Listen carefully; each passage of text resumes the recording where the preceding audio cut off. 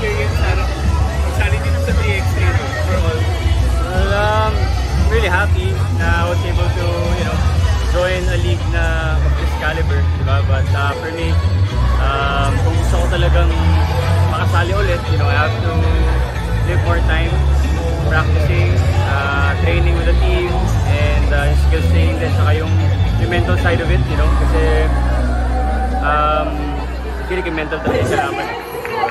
So parang naisip ko hindi ko kaya, diba? So it was a good learning experience. David, can you speak lang yung background mo sa basketball before joining sa I played in college sa TSB, yeah, for 2 years. After that, nag-artista na ako. But yeah, I mean, never naman nag-stop. Yeah. Kumusta yung pakiramdam mo yun? Returning to the sport and playing a very competitive field? Well, the first game ko medyo na culture sa ako, diba? Parang wow, ang bilis ng laro.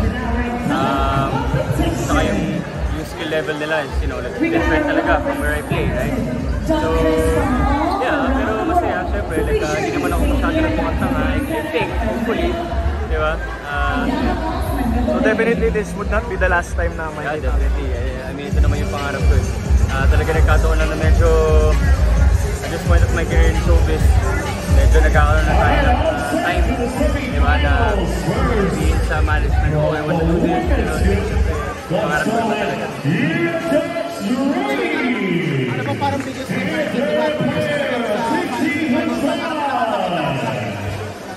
Rest really, kasi yung 5-on-5, you get your rest, you get everything.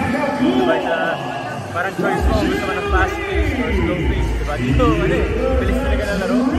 And I feel like it's a different sport. I mean, yes, it's basketball, shooting the hoop, pero iba talaga yung concept. Diba? So, iba yung training, definitely, iba yung hangin na kailangan. sa bola kasi mas maliit siya? Siguro medyo, yeah, pero like yung rules din, di ba, 12 seconds, nagmamadali ka, like you really have to be on top of your game, your mind has to be there, you know, it's a lot of difference talaga.